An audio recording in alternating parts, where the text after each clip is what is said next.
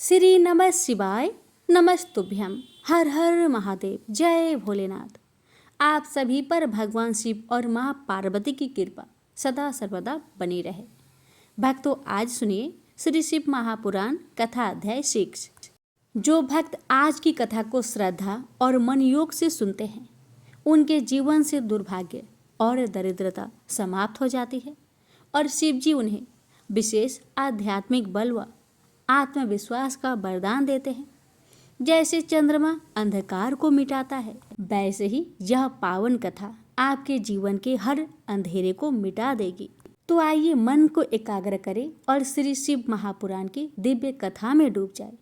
इन्हीं मंगल कामना के साथ आज की इस वीडियो का शुभारंभ करती हूँ। जय भोलेनाथ।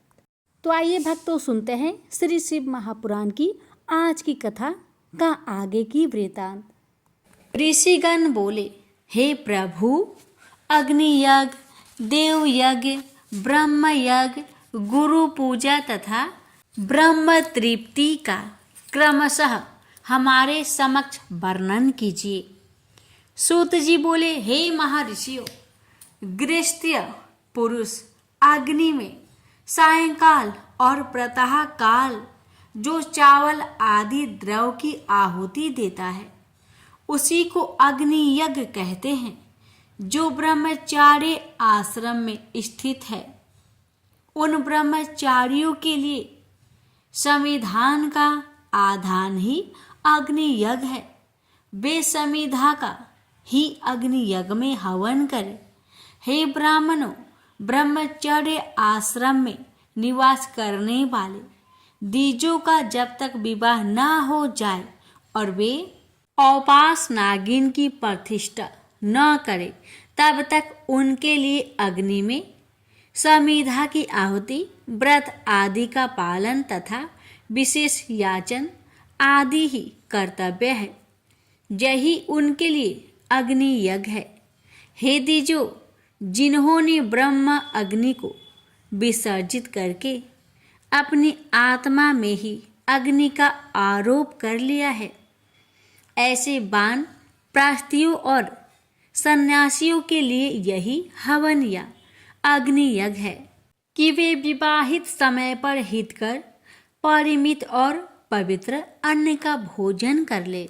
औपास नाग्नि को ग्रहण करके जब कुंड अथवा भांड में सुरक्षित कर लिया जाए, तब उसे अजशस्त्र कहा जाता है। राज विप्लव या दुर्देव से अग्नि त्याग का भय उपस्थित हो जाने पर जब अग्नि को स्वयं आत्मा में अथवा अग्नि में स्थापित कर लिया जाता है, तब उसे समारोपित कहते हैं। हे ब्राह्मण, सायंकाल अग्नि के लिए दी हुई आहुति संपत्ति प्रदान करने वाली होती है, ऐसा जानना चाहिए। और प्रातः काल सूर्य देव को दी हुई आहुति आयु की वृद्धि करने वाली होती है। यह बात अच्छी तरह समझ लेनी चाहिए। दिन में अग्निदेव सूर्य में ही प्रविष्ट हो जाते हैं, अतः प्रातः काल सूर्य को दी हुई आहुति भी अग्नि यज्ञ ही है। इंद्र आदि समस्त देवताओं के उद्देश्य से अग्नि में जो आहुति दी जाती है, उसे देव यज्ञ समझना चाहिए। अस्थाली पाक आदि यज्ञों को देव यज्ञ ही मानना चाहिए। लौकिक अग्नि में प्रतिष्ठित जो चूड़ाकरण आदि संस्कार निमित्तक हवन कर्म है, उन्हें भी देव यज्ञ के ही अंतर्गत जानना चाहिए। अब ब्रह्म यज्ञ का वर्णन सुनिए। द्विजों को चाहिए कि वह देवताओं की तृप्ति के लिए निरंतर ब्रह्म यज्ञ करे। वेदों का जो नित्य अध्ययन होता है, उसी को ब्रह्म यज्ञ कहा गया है। प्रातः नित्य कर्म अंतर सायंकाल तक ब्रह्म यज्ञ किया जाता है। उसके बाद रात में इसका विधान नहीं है। अग्नि के बिना देव यज्ञ कैसे संपन्न होता है, इसे आप लोग श्रद्धा से और आदर पूर्वक सुनिए। सृष्टि के आरंभ में सर्वज्ञ, दयालु और सर्वसमर्थ महादेव जी ने समस्त लोगों के उपकार के लिए बारों की कल्पना की। वे भगवान शिव संसार रूपी रोग का दूर करने के लिए वैद्य है, सबके ज्ञाता तथा समस्त औषधों के भी औषध है। उन भगवान ने पहले अपने बार की कल्पना की जो आरोग्य प्रदान करने वाला है। तत्पश्चात उन्होंने माया शक्ति का वार बनाया जो संपत्ति प्रदान करने वाला है। जन्म काल में दुर्गति ग्रस्त बालक की रक्षा के लिए उन्होंने कुमार के वार की कल्पना की। तत्पश्चात सर्वसमर्थ महादेव जी ने आलस्य और पाप की निवृत्ति तथा समस्त लोकों का हित करने की इच्छा से लोक रक्षक भगवान विष्णु का बार बनाया। इसके बाद सबके स्वामी भगवान शिव ने पुष्टि और रक्षा के लिए आयु कर्ता तथा त्रिलोक सृष्टा परमेष्ठी ब्रह्मा का आयुष्कार बार बनाया जिससे संपूर्ण जगत के आयुष्य की सिद्धि हो सके। इसके बाद तीनों लोकों की वृद्धि के लिए पहले पुण्य पाप की रचना की। तत्पश्चात उनके करने वाले लोगों को शुभाशुभ फल देने के लिए भगवान शिव ने इंद्र और यम के बारों का निर्माण किया। ये दोनों बार क्रमशः भोग देने वाले तथा लोगों के मृत्यु भय को दूर करने वाले हैं। इसके बाद सूर्य आदि 7 ग्रहों को जो अपने ही स्वरूप भूत तथा प्राणियों के लिए सुख दुख के सूचक है, भगवान शिव ने उपयुक्त 7 बारों का स्वामी निश्चित किया। वे सब के सब ग्रह नक्षत्रों के ज्योतिर्मय मंडल में प्रतिष्ठित है। शिव के बार या दिन के स्वामी सूर्य है। शक्ति संबंधी बार के स्वामी सोम है। कुमार संबंधी दिन के अधिपति मंगल है। विष्णु बार के स्वामी बुध है। ब्रह्मा जी के बार के अधिपति बृहस्पति है। इंद्र बार के स्वामी शुक्र और यमराज के स्वामी शनिचर है। अपने अपने बार में की हुई उन देवताओं की पूजा उनके अपने अपने फलों को देने वाली होती है। सूर्य आरोग्य के और चंद्रमा संपत्ति के दाता है। मंगल व्याधियों का निवारण करते हैं। बुध पुष्टि देते हैं। बृहस्पति आयु की वृद्धि करते हैं। शुक्र भोग देते हैं और शनिचर मृत्यु का निवारण करते हैं। ये 7 बार के लिए क्रमशः फल बताए गए हैं जो उन देवताओं की प्रीति से प्राप्त होते हैं। अन्य देवताओं की भी पूजा फल देने वाले भगवान शिव ही है। देवताओं की प्रसन्नता के लिए पूजा की 5 प्रकार की ही पद्धति बनाई गई है। उन देवताओं के मंत्रों का जप यह पहला प्रकार है। उनके लिए होम करना दूसरा, दान करना तीसरा तथा तप करना चौथा प्रकार है। किसी वेदी पर प्रतिमा में अग्नि में अथवा ब्राह्मण के शरीर में आराध्य देवता की भावना करके 16 उपचारों से उनकी पूजा या आराधना करना 5वां प्रकार है। इनमें पूजा के उत्तरोत्तर आधार श्रेष्ठ है। पूर्व के अभाव में उत्तरोत्तर आधार का अवलंबन करना चाहिए। दोनों नेत्र तथा मस्तक के रोग और कुष्ठ रोग की शांति के लिए भगवान सूर्य की पूजा करके ब्राह्मणों को भोजन कराए। तदंतर 1 दिन 1 मास 1 वर्ष अथवा 3 वर्ष तक लगातार ऐसा साधन करना चाहिए। इससे आदि प्रबल पारवंध का निर्माण हो जाए तो रोग एवं जरा आदि का नाश हो जाता है। इष्ट देव के नाम मंत्रों का जप आदि साधन वार आदि के अनुसार फल देते हैं। रविवार को सूर्य देव के लिए, अन्य देवताओं के लिए तथा ब्राह्मणों के लिए विशिष्ट वस्तु अर्पित करें। यह साधन विशिष्ट फल देने वाला होता है तथा इसके द्वारा विशेष रूप से पापों की शांति होती है। विद्वान पुरुष सोमवार को संपत्ति की प्राप्ति के लिए लक्ष्मी आदि की पूजा करे।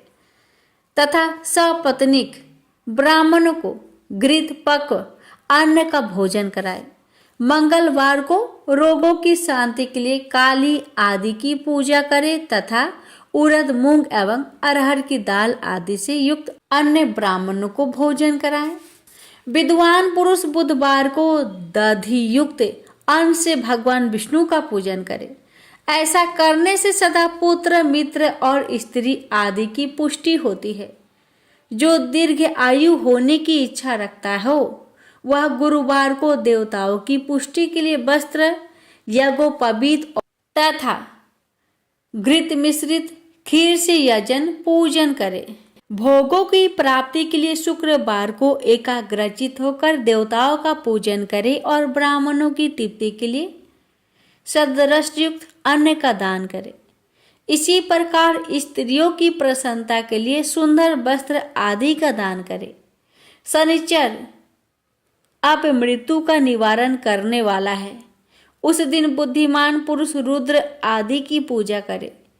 तिल के होम से दान से देवताओं को संतुष्ट करके ब्राह्मणों को तिल मिश्रित अन्न भोजन कराए। जो इस तरह देवताओं की पूजा करेगा वह आरोग्य आदि फल का भागी होगा। देवताओं के नित्य पूजन, विशेष पूजन, स्नान, दान, जप, होम तथा निर्माण, तर्पण आदि में एवं रवि आदि वारों में विशेष तिथि और नक्षत्रों का योग प्राप्त होने पर विभिन्न देवताओं की पूजन में सर्वज्ञ जगदीश्वर भगवान शिव ही उन देवताओं के रूप में पूजित होकर सब लोगों को आरोग्य आदि फल प्रदान करते हैं। देश काल, पात्र द्रव, श्रद्धा एवं लोक के अनुसार उनके तारतम्य क्रम का ध्यान रखते हुए महादेव जी आराधना करने वाले लोगों को आरोग्य आदि फल देते हैं। शुभ मांगलिक कर्म के आरंभ में और अशुभ अंत्येष्टि आदि कर्म के अंत तथा जन्म नक्षत्रों के आने पर गृहस्थ पुरुष अपने घर में आरोग्य आदि की समृद्धि के लिए सूर्य आदि ग्रहों का पूजन करे। इससे सिद्ध है कि देवताओं का यजन संपूर्ण अभिष्ट वस्तुओं को देने वाला है। ब्राह्मणों का देव यजन कर्म वैदिक मंत्र के साथ होना चाहिए। यदि ब्राह्मण शब्द क्षत्रिय और वैश्य का भी उपलक्षण है, शूद्र आदि दूसरों का देवयज्ञ तांत्रिक विधि से होना चाहिए। शुभ फल की इच्छा रखने वाले मनुष्य को सातों दिन अपनी शक्ति के अनुसार सदा देव पूजन करना चाहिए। निर्धन मनुष्य तपस्या, व्रत आदि के कष्ट सहन द्वारा और धनी धन के द्वारा देवताओं की आराधना करे। वह बार बार श्रद्धा पूर्वक इस तरह के धर्म का अनुष्ठान करता है और बारंबार पुण्य लोक में नाना प्रकार के फल भोग कर पुनः इस पृथ्वी पर जन्म ग्रहण करता है। धनवान पुरुष सदा भोग सिद्धि के लिए मार्ग में वृक्ष आदि लगाकर लोगों के लिए छाया की व्यवस्था करे। जलाशय, कुआं, बावली और पोखरे बनवाए। वेद शास्त्रों की प्रतिष्ठा के लिए पाठशाला का निर्माण करे तथा अन्यायी प्रकार से भी धर्म का संग्रह करे। सामान्य अनुसार पुण्य कर्म की परिपाक से अंतकरण शुद्ध होने पर ज्ञान की सिद्धि हो जाती है। जो इस अध्याय को सुनता, पढ़ता अथवा दूसरों को सुनाता है उसे देव यज्ञ का फल प्राप्त होता है। प्रेम से बोलिए जय श्री हरि। ओम नमः शिवाय। हर हर महादेव। माता पार्वती की जय। ऋषिगण बोले, समस्त पदार्थों के ज्ञाताओं में श्रेष्ठ हे सूत जी, अब आप क्रमशः देश काल आदि का वर्णन करें। सूत जी बोले, हे महर्षियों, देवयज्ञ आदि कर्मों में अपना शुद्ध गृह समान फल देने वाला होता है, अर्थात अपने घर में किए हुए देवयज्ञ आदि शास्त्रोक्त कर्म फल को सम मात्रा में देने वाला होते हैं। गौशाला का स्थान घर की अपेक्षा 10 गुना फल देता है। जलाशय, तट, उससे भी 10 गुना महत्व रखता है, तथा जहाँ बेल, तुलसी एवं पीपल वृक्ष का मूल निकट हो वह स्थान जलाशय से भी 10 गुना अधिक फल देने वाला होता है। देवालय को उससे भी 10 गुना महत्व का स्थान जानना चाहिए। तीर्थ भूमि का तट देवालय से भी 10 गुना महत्व रखता है और उससे 10 गुना श्रेष्ठ है नदी का किनारा, उसमें 10 गुना उत्कृष्ट है। तीर्थ नदी का तट और उससे भी 10 गुना महत्व रखता है सप्त गंगा नामक नदियां। तीर्थ गंगा, गोदावरी, कावेरी, ताम्रपर्णी, सिंधु, सरयू और नर्मदा, इन 7 नदियों को सप्त गंगा कहा गया है। समुद्र के तट का स्थान इनसे भी 10 गुना अधिक पवित्र माना गया है और पर्वत के शिखर का प्रदेश समुद्र तट से भी 10 गुना पावन है। सबसे अधिक महत्व का वह स्थान जानना चाहिए जहाँ मन लग जाए। यहाँ तक देश का वर्णन हुआ, अब काल का तारतम्य बताया जाता है। सतयुग में यज्ञ, दान आदि कर्म पूर्ण फल देने वाला होते हैं, ऐसा जानना चाहिए। त्रेता युग में उसका 3/4 फल मिलता है। द्वापर में सदा आधे ही फल की प्राप्ति कही गई है। कलयुग में 1/4 ही फल की प्राप्ति समझनी चाहिए और आधा कलयुग बीतने पर उस फल में से भी 1/4 कम हो जाता है। शुद्ध अंतःकरण वाले पुरुष को शुद्ध एवं पवित्र दिन समफल देने वाला होता है। हे विद्वान ब्राह्मणों, सूर्य संक्रांति के दिन किया हुआ सत्कर्म पूर्वोक्त शुद्ध दिन की अपेक्षा 10 गुना फल देने वाला होता है। यह जानना चाहिए उससे भी 10 गुना अधिक महत्व उस कर्म का है जो विषु नामक योग में किया जाता है। दक्षिणायन आरंभ होने के दिन अर्थात कर्क की संक्रांति में किए हुए पुण्य कर्म का महत्व विषु से भी 10 गुना अधिक माना गया है। उससे भी 10 गुना अधिक मकर संक्रांति में और उससे भी 10 गुना अधिक चंद्र ग्रहण में किए हुए पुण्य का महत्व है। सूर्य ग्रहण का समय सबसे उत्तम है, उसमें किए गए पुण्य कर्म का फल चंद्र ग्रहण से भी अधिक और पूर्ण मात्रा में होता है। इस बात को विज्ञ पुरुष जानते हैं। जगत रूपी सूर्य का राहु रूपी विष से संयोग होता है, इसलिए सूर्य ग्रहण का समय रोग प्रदान करने वाला है। अतः उस विष की शांति के लिए उस समय स्नान, दान और जप करना चाहिए। वह काल विष की शांति के लिए उपयोगी होने के कारण पुण्यप्रद माना गया है। जन्म नक्षत्र के दिन तथा व्रत की पूर्ति के दिन का समय सूर्य ग्रहण के समान ही समझा जाता है, परंतु महापुरुषों के संग का काल करोड़ों सूर्य ग्रहण के समान पावन है, ऐसा ज्ञानी पुरुष मानते हैं। तपोनिष्ठ योगी और ज्ञाननिष्ठ यति ये पूजा के पात्र है, क्योंकि ये पापों के नाश में कारण होते हैं। जिसने 24 लाख गायत्री का जप कर लिया हो वह ब्राह्मण भी पूजा का पात्र है। उसका पूजन संपूर्ण फलों और भोगों को देने में समर्थ है। जो पतन से त्राण करता अर्थात नरक में गिरने से बचाता है, उसके लिए इसी गुण के कारण शास्त्रों में पात्र शब्द का प्रयोग होता है। वह दाता को पाप से त्राण प्रदान करने के कारण पात्र कहलाता है। गायत्री अपना गान करने वाले का अधोगति से त्राण करती है, इसलिए वह गायत्री कहलाती है। जैसे इस लोक में जो धनहीन है वह दूसरे को धन नहीं दे सकता, जो यहाँ धनवान है वही दूसरे को धन दे सकता है, उसी तरह जो स्वयं शुद्ध और पवित्र आत्मा है वही दूसरे मनुष्य का त्राण या उद्धार कर सकता है। जो गायत्री का जप करके शुद्ध हो गया है वही शुद्ध ब्राह्मण कहा जाता है। इसलिए दान, जप, होम, पूजा इन सभी कर्मों के लिए वही शुद्ध पात्र है। ऐसा ब्राह्मण ही दान लेने तथा रक्षा करने की पात्रता रखता है। स्त्री हो या पुरुष, जो भी भूखा हो वही अन्न दान का पात्र है। श्रेष्ठ ब्राह्मण को समय पर बुलाकर उसे धन अथवा उत्तम वाणी से संतुष्ट करना चाहिए। इससे अभिष्ट फल की प्राप्ति होती है। जिसको जिस वस्तु की इच्छा हो उसे वह वस्तु बिना मांगे ही दे दी जाए तो दाता को उस दान का पूरा पूरा फल प्राप्त होता है। ऐसा महर्षियों की मान्यता है। जो याचना करने के बाद दिया गया हो वह दान आधा ही फल देने वाला बताया गया है।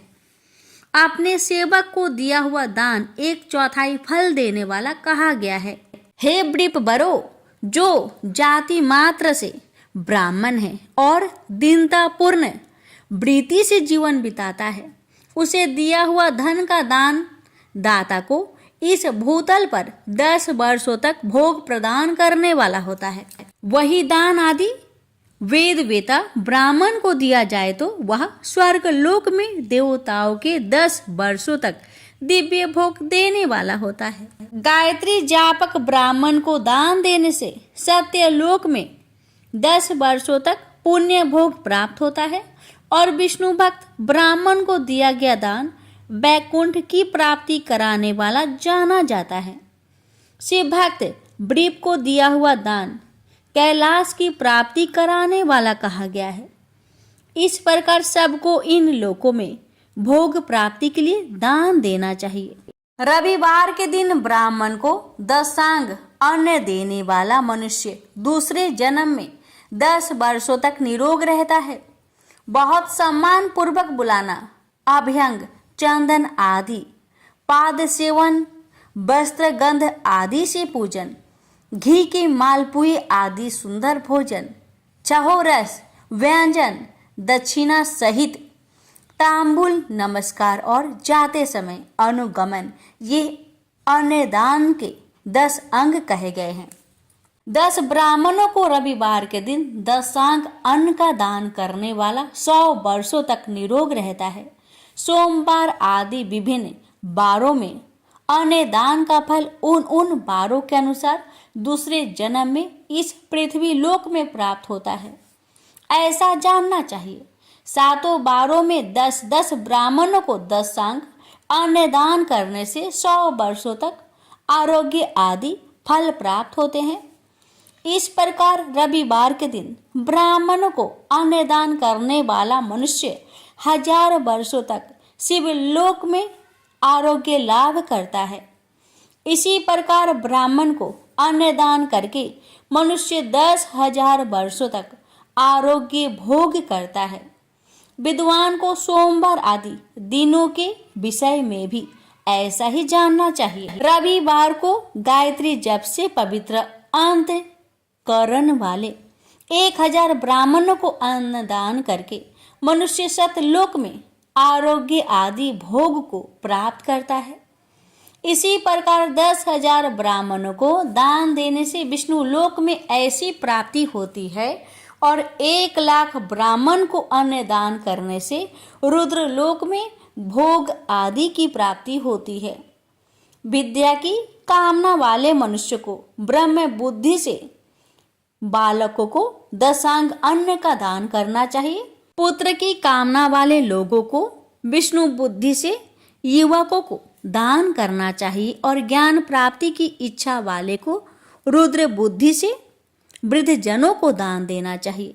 इसी प्रकार बुद्धि की कामना करने वाले श्रेष्ठ मनुष्य को सरस्वती बुद्धि से बालिकाओं को दशांग अन्न का दान करना चाहिए। सुख भोग की कामना वाले श्रेष्ठ जनों को लक्ष्मी बुद्धि से युवतियों को दान देना चाहिए। आत्मा ज्ञान की इच्छा वाले लोगों को पार्वती बुद्धि से वृद्ध स्त्रियों को अन्नदान करना चाहिए। ब्राह्मण के लिए शील तथा उयच वृत्ति से लाया हुआ और गुरु दक्षिणा में प्राप्त हुआ अन्न धन शुद्ध द्रव कहलाता है। उसका दान दाता को पूर्ण फल देने वाला बताया गया है। शुद्ध शुक्ल प्रतिग्रह दान में मिला हुआ द्रव मध्यम द्रव कहा जाता है। और खेती व्यापार आदि से प्राप्त धन अधम द्रव कहा जाता है। क्षत्रियों का शौर्य से कमाया हुआ, वैश्यों का व्यापार से कमाया हुआ और शूद्रों का सेवा वृत्ति से प्राप्त किया हुआ धन भी उत्तम द्रव कहलाता है। धर्म की इच्छा रखने वाले स्त्रियों को जो धन पिता एवं पति से मिला हुआ हो, उनके लिए वह उत्तम द्रव है। गौ आदि 12 वस्तुओं का चैत्र आदि 12 महीनों में क्रमशः दान करना चाहिए अथवा किसी पुण्य काल में एकत्रित करके अपनी अभीष्ट प्राप्ति के लिए इनका दान करना चाहिए। गौ भूमि तिल, स्वर्ण घी वस्त्र, धान्य गुड़, चांदी नमक, कोहरा और कन्या, ये ही वे 12 वस्तुएं हैं। गोदान में दी हुई गाय के उपकारी गोबर से धान्य धान्य आदि ठोस पदार्थों के आश्रय से टिके पापों का नाश होता है और उसके गोमूत्र से जल तेल आदि तरल पदार्थों में रहने वाले पापों का नाश होता है। उसके दूध दही और घी कायिक वाचिक और मानसिक तीनों प्रकार के पाप नष्ट हो जाते हैं। उनसे कायिक आदि पुण्य कर्मों की पुष्टि भी होती है। ऐसा बुद्धिमान मनुष्य को जानना चाहिए। हे ब्राह्मणों, भूमिदान इहलोक और परलोक में प्रतिष्ठा आश्रय की प्राप्ति कराने वाला है। तिल का दान बलवर्धक एवं मृत्यु का निवारण कहा गया है। स्वर्णदान जठर अग्नि को बढ़ाने वाला तथा वीर्यदायक है। घी के दान को पुष्टिकारक जानना चाहिए। वस्त्र का दान आयु की वृद्धि कराने वाला है, ऐसा जानना चाहिए। धन्य का दान अन्न की समृद्धि में कारण होता है। गुड़ का दान मधुर भोजन की प्राप्ति कराने वाला होता है। चांदी के दान से वीर्य की वृद्धि होती है। लवण का दान षडरस भोजन की प्राप्ति कराता है। सब प्रकार का दान संपूर्ण समृद्धि की सिद्धि के लिए होता है। विज्ञ पुरुष कुसमांडे के दान को पुष्टिदायक मानते हैं। कन्या का दान आजीवन भोग देने वाला कहा गया है। हे ब्राह्मणों, वह लोक और परलोक में भी संपूर्ण भोग की प्राप्ति कराने वाला है।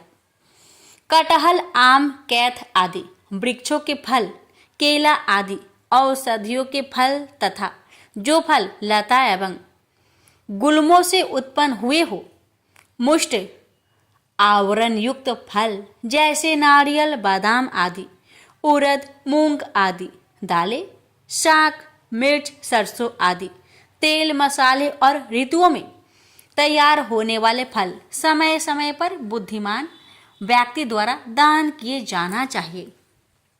विद्वान पुरुष को चाहिए कि जिन वस्तुओं से श्रवण आदि इंद्रियों की तृप्ति होती है, उनका सदा दान करे।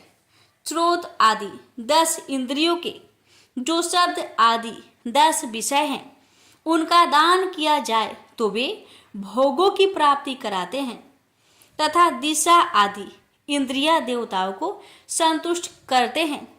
वेद और शास्त्रों को गुरु मुख से ग्रहण करके गुरु के उपदेश से अथवा स्वयं ही बोध प्राप्त करने के पश्चात जो बुद्धि का यह निश्चय होता है कि कर्मों का फल अवश्य ही मिलता है, इसी को उच्च कोटि की आस्तिकता कहते हैं। भाई बंधु अथवा राजा के भय से जो आस्तिकता बुद्धि या श्रद्धा होती है, वह कनिष्ठ श्रेणी की आस्तिकता है। जो सर्वथा दरिद्र है, जिसके पास सभी वस्तुओं का अभाव है, वह वाणी अथवा कर्म शरीर द्वारा यजन करे। मंत्र स्रोत और जप आदि को वाणी द्वारा किया गया यजन समझना चाहिए तथा तीर्थ यात्रा और व्रत आदि को विद्वान पुरुष शारीरिक यजन मानते हैं। जिस किसी भी उपाय से थोड़ा हो या बहुत देवता अर्पण बुद्धि से कुछ भी दिया अथवा किया जाए, वह दान या सत्कर्म भोगों की प्राप्ति कराने में समर्थ होता है। तपस्या और दान ये दो कर्म मनुष्य को सदा करने चाहिए तथा ऐसे गृह का दान करना चाहिए जो अपने वर्ण, चमक दमक या सफाई और गुण सुख सुविधा से सुशोभित हो। बुद्धिमान पुरुष देवताओं की तृप्ति के लिए जो कुछ देते हैं वह अतिशय मात्रा में और सब प्रकार के भोग प्रदान करने वाला होता है। उस दान से विद्वान पुरुष इहलोक और परलोक में उत्तम जन्म और सदा सुलभ होने वाला भोग पाता है। ईश्वर अर्पण बुद्धि से यज्ञदान आदि कर्म करके मनुष्य मोक्ष फल का भागी होता है। जो मनुष्य इस अध्याय का सदा पाठ अथवा श्रवण करता है उसे धार्मिक बुद्धि प्राप्त होती है तथा उसमें ज्ञान का उदय होता है। ऋषिगण बोले, हे साधु शिरोमणि, अब आप पार्थिव प्रतिमा की पूजा का वह विधान बताइए जिस पूजा विधान से समस्त अभीष्ट वस्तुओं की प्राप्ति होती है।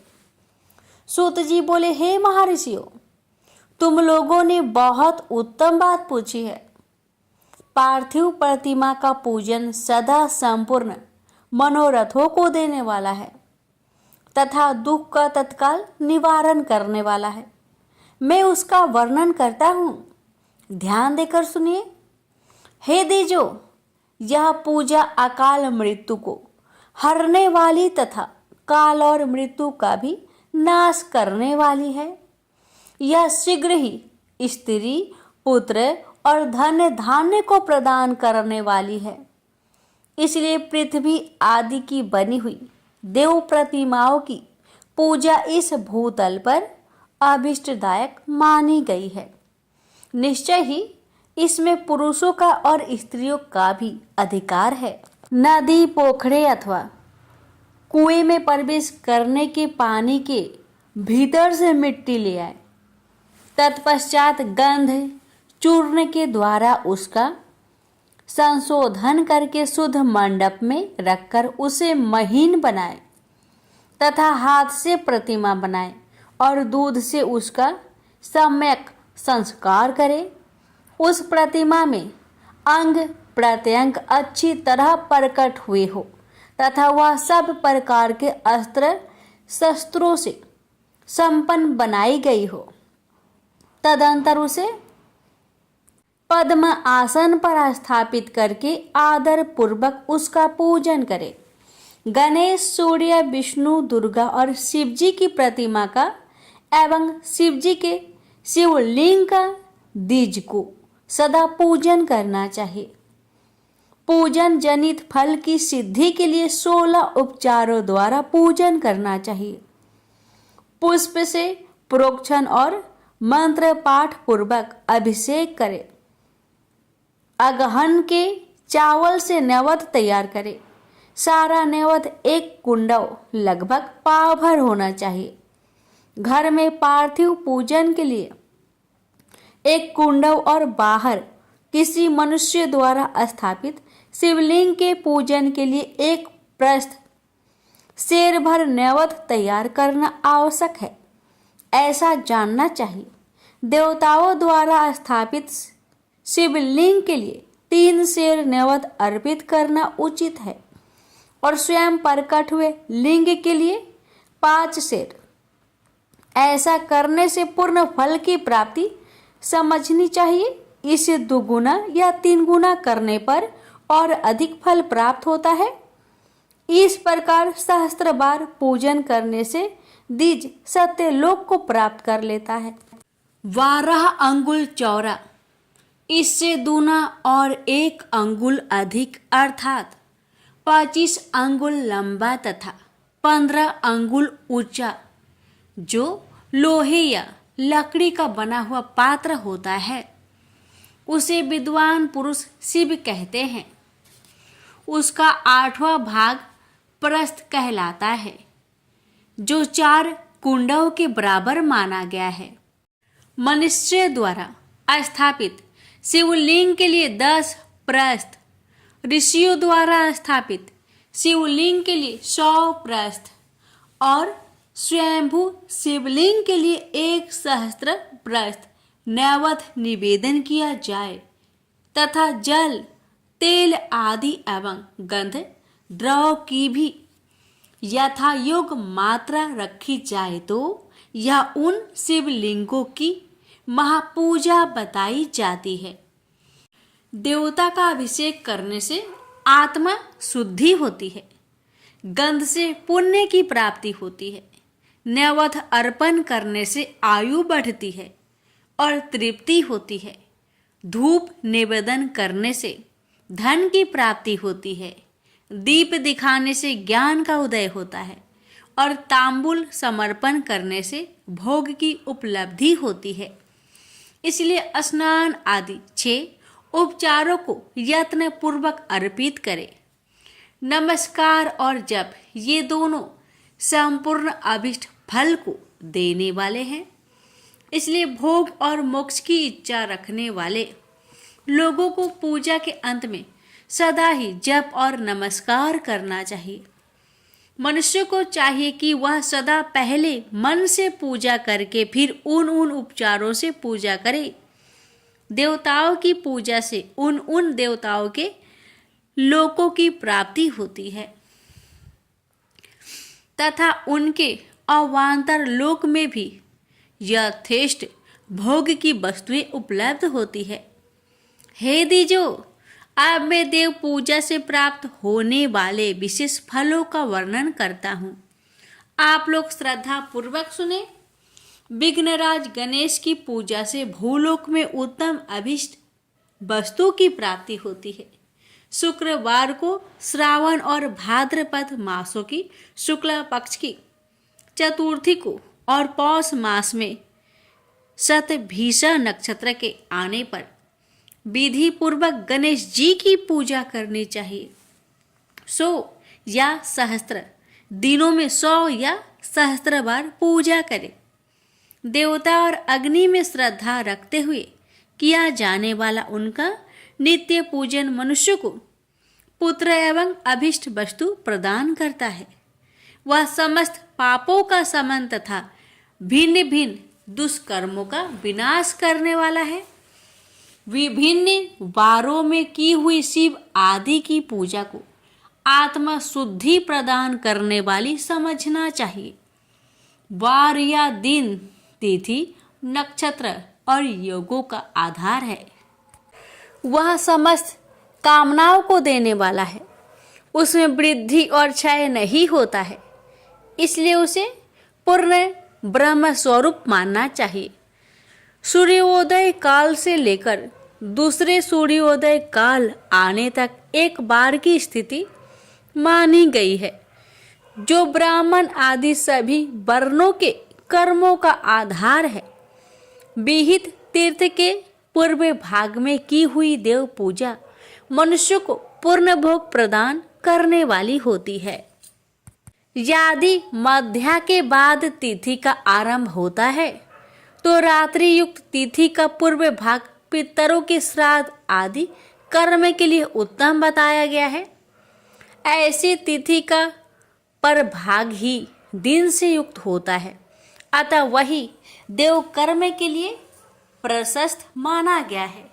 यदि मध्य काल तक तिथि रहे तो उदय व्यापानी तिथि को ही देव कार्य ग्रहण करने चाहिए।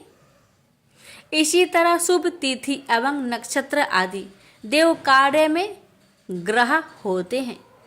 वार आदि की भली भांति विचार करके पूजा और जप आदि करने चाहिए। वेदों में पूजा शब्द के अर्थ की इस प्रकार योजना कही गई है। पूर्जायते अनेन इति पूजा। यह पूजा शब्द की वायु उत्पत्ति है। पूह का अर्थ है भोग और फल की सिद्धि।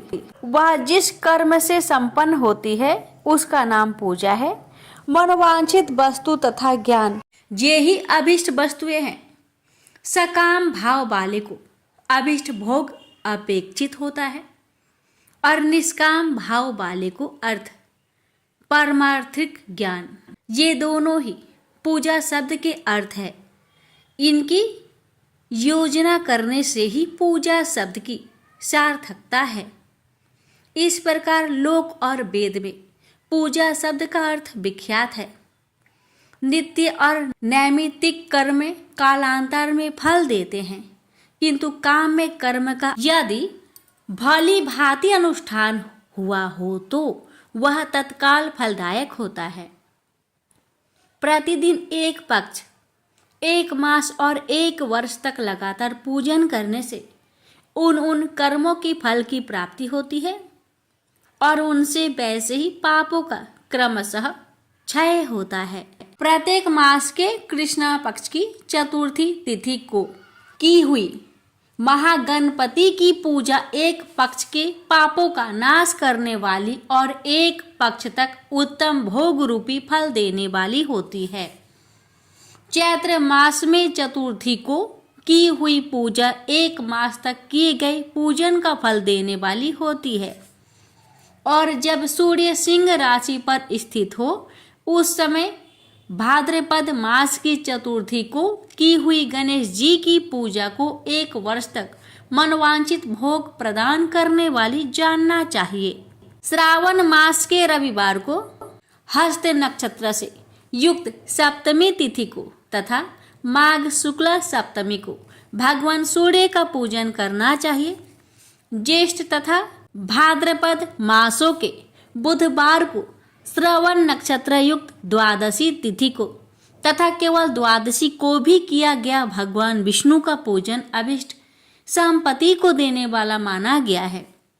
श्रावण मास में की जाने वाली श्री हरि की पूजा अभिष्ट मनोरथ और आरोग्य प्रदान करने वाली होती है।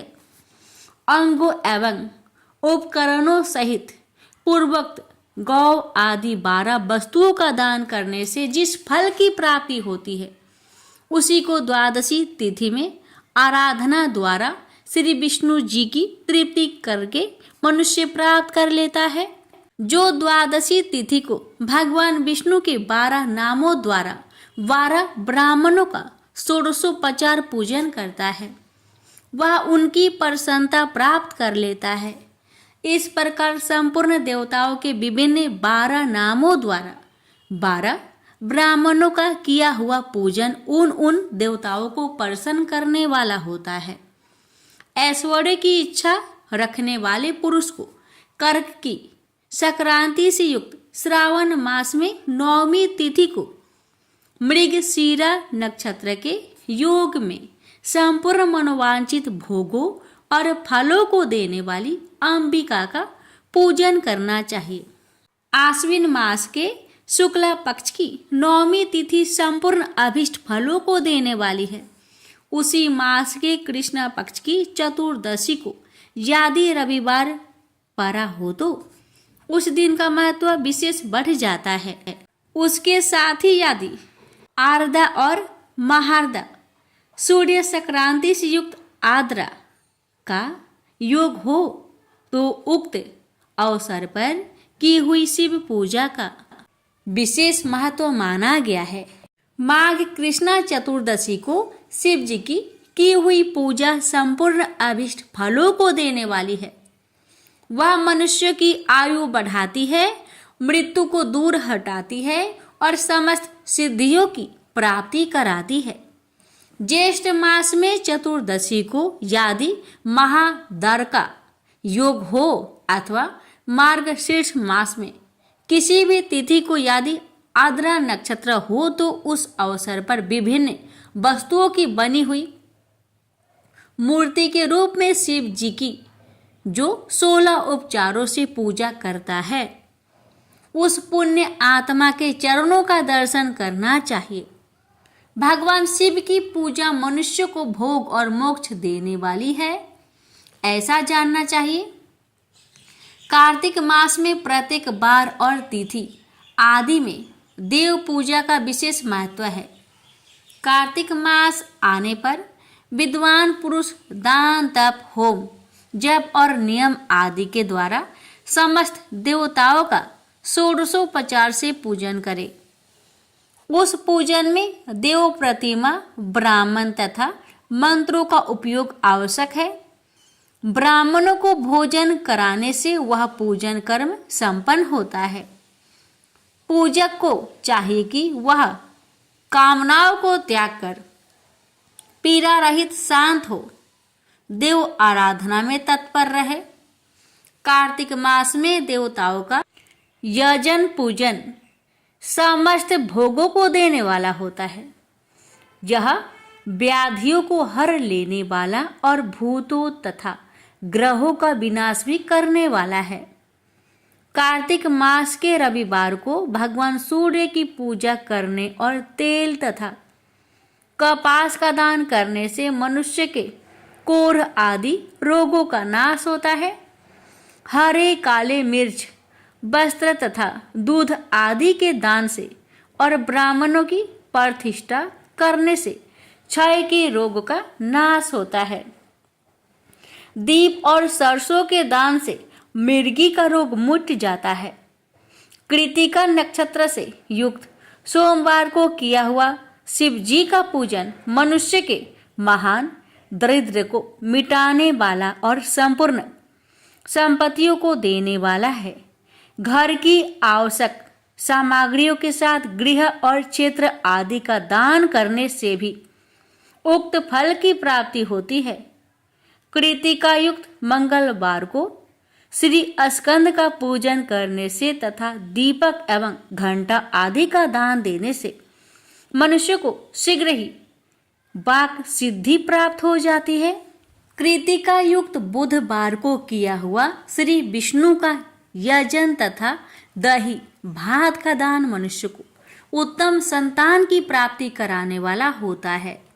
कृतिका युक्त गुरुवार को धन से ब्रह्मा जी का पूजन तथा मधु, सोना और घी का दान करने से मनुष्य की भोग वैभव की वृद्धि होती है। कृतिका युक्त शुक्रवार को गजानन गणेश जी की पूजन करने से तथा गंध, पुष्प एवं अन्न का दान देने से मानवों के सुख भोगने योग्य पदार्थों की वृद्धि होती है।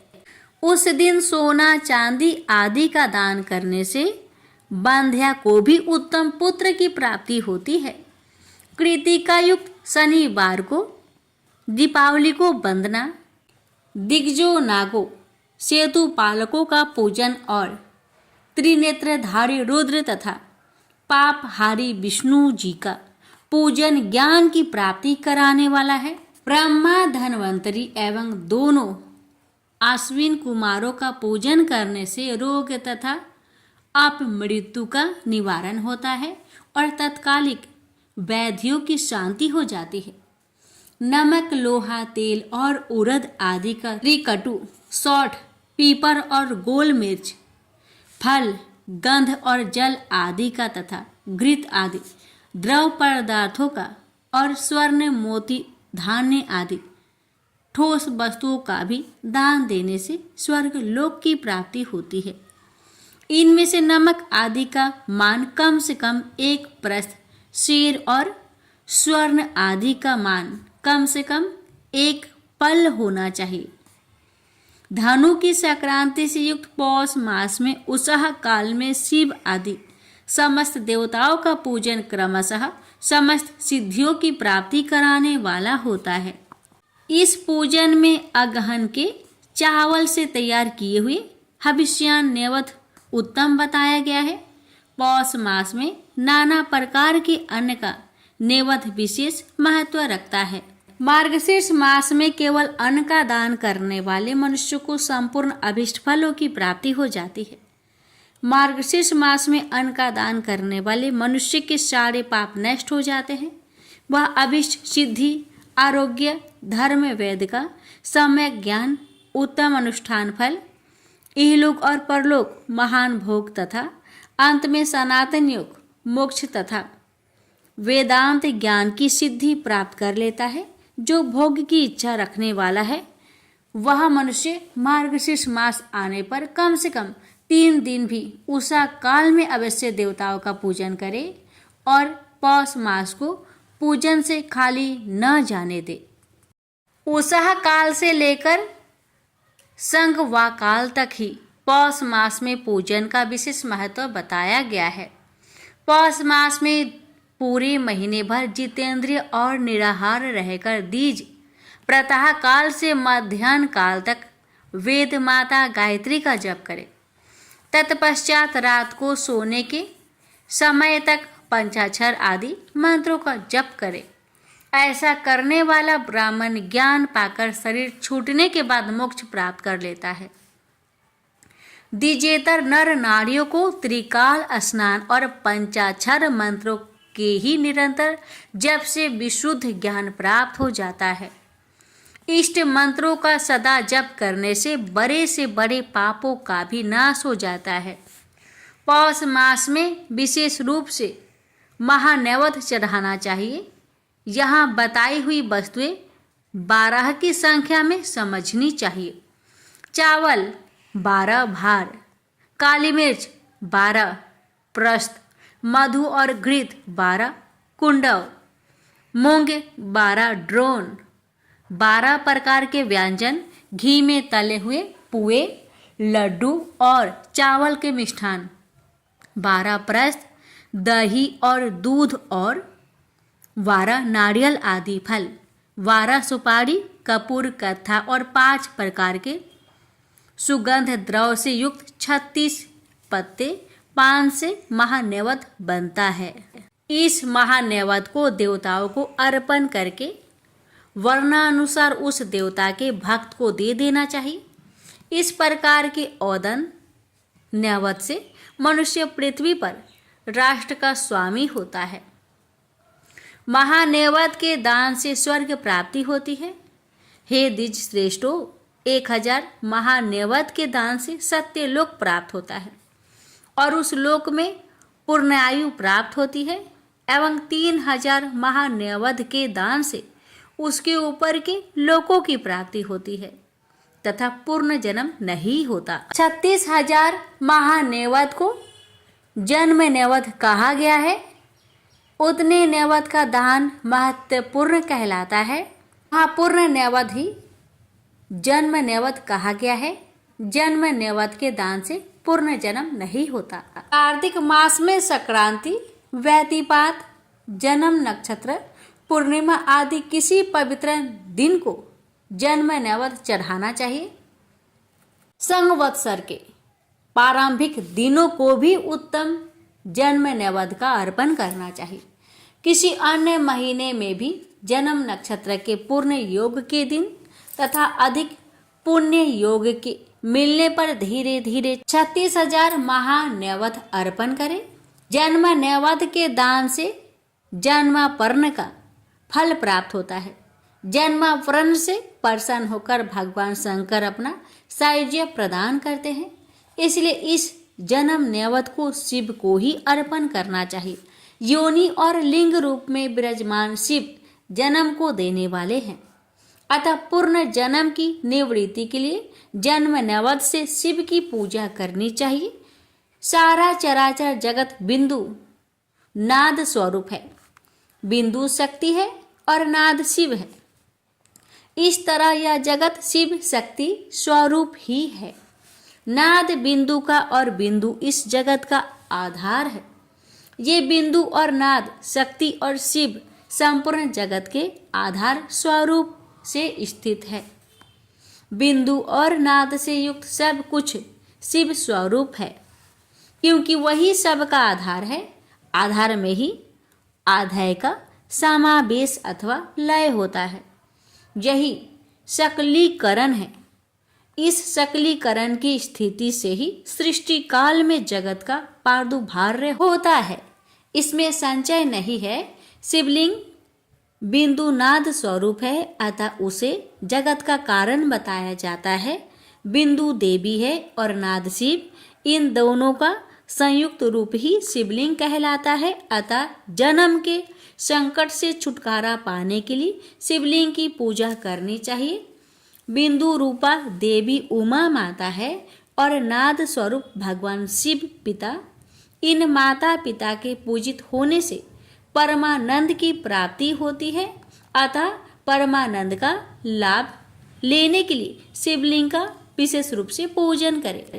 वे देवी उमा जगत की माता है और भगवान शिव जगत के पिता। जो इनकी सेवा करता है उस पुत्र पर इन दोनों माता पिता की कृपा नित्य अधिकाधिक बढ़ती रहती है। वे पूजकर कृपा करके उसे अपना आंतरिक ऐश्वर्य प्रदान करते हैं। अतः हे मुनीश्वरों, आंतरिक आमदनी के प्राप्ति के लिए शिवलिंग को माता पिता स्वरूप मानकर उसकी पूजा करनी चाहिए। भर्ग शिव पुरुष रूप है और भर्गा शिवा अथवा शक्ति प्राकृति कहलाती है।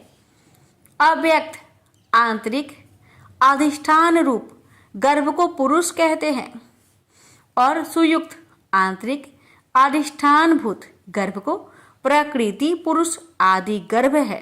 वह प्रकृति रूप गर्भ से युक्त होने के कारण गर्भवान है, क्योंकि वही प्रकृति का जनक है। प्रकृति में जो पुरुष का संयोग होता है यही पुरुष से उसका प्रथम जन्म कहलाता है। अव्यक्त प्रकृति से महत्व आदि के कर्म से जो जगत का व्याप्त होना है यही उस प्रकृति का द्वितीय जन्म कहलाता है। जीव पुरुष से ही बार बार जन्म और मृत्यु को प्राप्त होता है। माया द्वारा अन्यस रूप से प्रकट किया जाना ही उसका जन्म कहलाता है। जीव का शरीर जन्म काल से ही जीर्ण क्षय भाव विकारों से युक्त होने लगता है, इसलिए उसे जीव या संज्ञा दी गई है। जो जन्म लेता और विविध पाशों द्वारा बंधन में पड़ता है उसका नाम जीव है। जन्म और बंधन जीव शब्द का ही अर्थ है। अतः जन्म मृत्यु रूपी बंधन की निवृत्ति के लिए जन्म के अधिष्ठान भूत माता पितृ स्वरूप शिवलिंग का भली भांति पूजन करना चाहिए। शब्द आदि पंच तन मात्राओं तथा पंचेंद्रिय विषय ग्रहण करने से भ अर्थात वृद्धि को गच की अर्थात प्राप्त होती है। इसलिए भाग शब्द का अर्थ प्रकृति है। भोग ही भाग का मुख्य शब्दार्थ है। मुख्य भाग प्रकृति है और भगवान शिव कहे जाते हैं।